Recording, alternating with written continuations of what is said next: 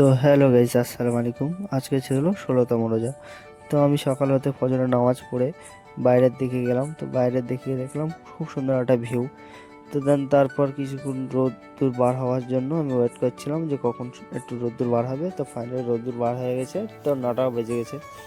তো আমি অটো ধরে চলে গেলাম সাইডের উদ্দেশ্যে। আজকে সকালে রোদটা খুব চড়া ছিল, তো গায়ে লাগছিল।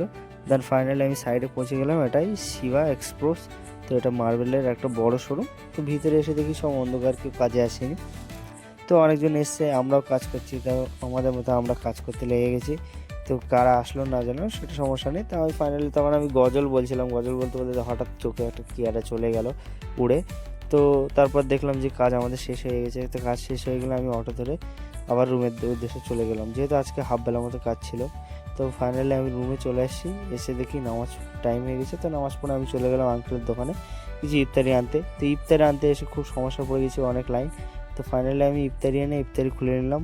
তো দেন এরপর নামাজ পড়ে আমার ভিডিওটা এখানে স্টপ করলাম। তো আজকে ভিডিওটা ভালো লেগে থাকলে লাইক, কমেন্ট আর সাবস্ক্রাইব। Thank you.